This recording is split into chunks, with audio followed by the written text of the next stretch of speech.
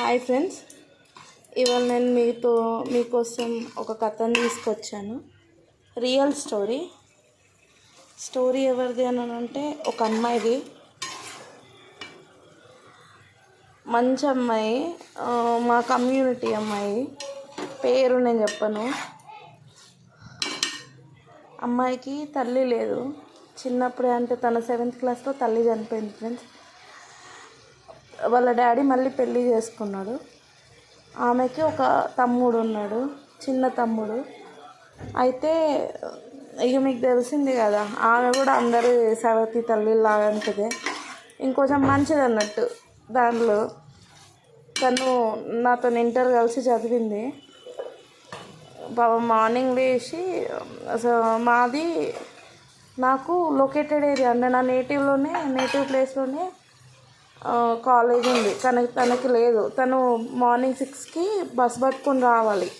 Morning bus పట్టుకొని వస్తే తను మా కాలేజ్కి అందుతుంది అన్నమాట. సో అట్లా వచ్చేది. ఒకరోజు ఫస్ట్ ఇయర్ అయిపోయింది, సెకండ్ ఇయర్ పెళ్ళి ఫిక్స్ అయిందని చెప్పింది. బ్లాస్ట్ అయింది. ఆ రోజు అడిగితే ఇంకా ఏమైందో అసలు ఏ రోజు ఏం చెప్పుకోకపోతుండే, ఇట్లా అట్లా అని చెప్పుకోకపోతుండే. వాళ్ళ తల్లి వాళ్ళ పిన్ని ఎర్లీ మార్నింగ్ ఈమె 4కి లేస్తుందట. 4కి లేచి పనులన్నీ వేసుకోవాలి, వంట చేసుకోవాలి, బాక్స్ పెట్టుకోవాలి. వాళ్ళ తర్వాత వాళ్ళ తమ్ముడు ఉన్నాడు కదా, మార్నింగ్ వాళ్ళ తమ్మునికి 5:30కి వాళ్ళ తమ్ముడు లేస్తాడు. వాడికి పాలు గరం పెట్టి ఇచ్చి తను వస్తుండే అని చెప్పింది. కొంచెం ఎందుకో అంటే మా లైఫ్ స్టైల్కి తన లైఫ్ స్టైల్కి కరెక్ట్ అనిపించలేదు. మేము అట్లా కాదు కదా. మేము మార్నింగ్ మహారాణిళ్ళకి 7కి లేచి మంచి కాలేజ్ పోతున్నామని చెప్పేసి మంచిగా చూసుకునేది. బాక్స్ మమ్మీ రెడీ చేస్తే పట్టుకొని వచ్చిన వాళ్ళకి ఆమె కష్టం ఏం తెలుస్తుంది.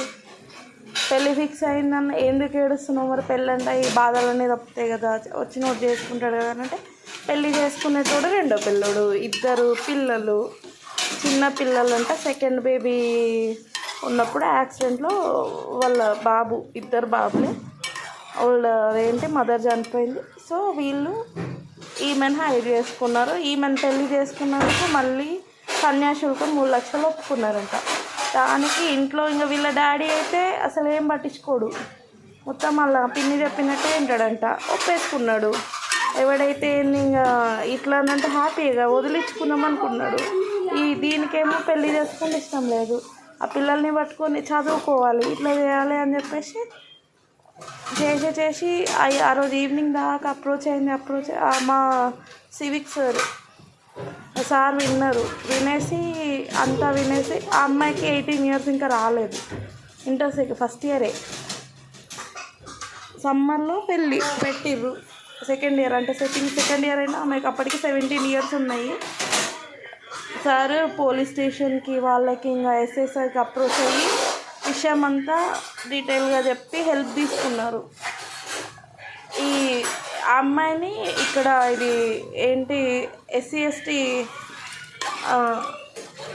సారీ నేను క్యాస్ట్ రివీల్ చేస్తున్నా అని అనుకోకండి. ఇది సహకార హోమ్స్ ఉంటాయి కదా, SC ST BC సహకార హోమ్స్. అలాగనే ఆ అమ్మాయికి సో తన కమ్యూనిటీ హాస్టల్లో ఈ అమ్మాయిని జాయిన్ చేసి ఇప్పుడు తనది PG అయిపోయింది. తర్వాత ఈ వరంగల్ లైబ్రరీలో తనది ఒక జాబ్ ఉంది, తను చేస్తుంది. నాకు పెళ్ళయింది కానీ నా ఫ్రెండ్కి అవ్వలేదు. ఇంకా తను మంచి పొజిషన్లో ఉంది. నెలకి 35,000 ఎర్న్ చేస్తుంది. అండ్ తన శాలరీ నుంచి ఎంతో కొంత ఇయర్లీ కొంచెం ఒక ఆర్ఫనేజ్కి కూడా డొనేట్ చేస్తున్నా అని మొన్న కలిసినప్పుడు చెప్పింది. తనప్పుడు ఇందులో నీతి ఏంటంటే తను ఎదిరించింది తన ఫ్యామిలీని. తనకి ఇష్యూ అయింది కదా, తను తల వంచుకొని చేసుకోలేదు. తనకు చదువు అంటే ఇష్టం కాబట్టి ఆ చదువు కోసం ఎదిరించింది. తన సిచ్యువేషన్కి తగ్గట్టుగా తను మూవ్ అయ్యి తను ధైర్యంగా ఎదిరించి తను ఇప్పుడు ఒక మంచి టీచింగ్ ఫీల్డ్లో చేస్తుంది. లైబ్రరీలో టీచింగ్ ఫీల్డ్ అది ఉంటుంది కదా జాబ్, నాకు ఆ జాబ్ గురించి తెలీదు. తను చెప్పింది కానీ నాకు గుర్తు రావట్లేదు. తను చేస్తుంది 35,000 ఎర్న్ చేస్తుంది. అట్లాంటి అమ్మాయిలు తను ఇంకొక 10 మందికి ఆదర్శంగా ఉంది. అమ్మాయిలు అలా ఏంటి కష్టాలకి కుంగిపోకుండా అలా కూడా బతకగలిగితే ఇంకో నలుగురికి ఆదర్శం అవుతారు. అంతేగాని సూసైడ్లు అవి ఇవి చేసుకొని లేదంటే లవ్వులు అది ఇది పెట్టుకొని అట్లా చేసుకోవడం కరెక్ట్ కాదని నేను ఇవాళ ఈ వీడియోతో చెప్తున్నాను. Thank you friends.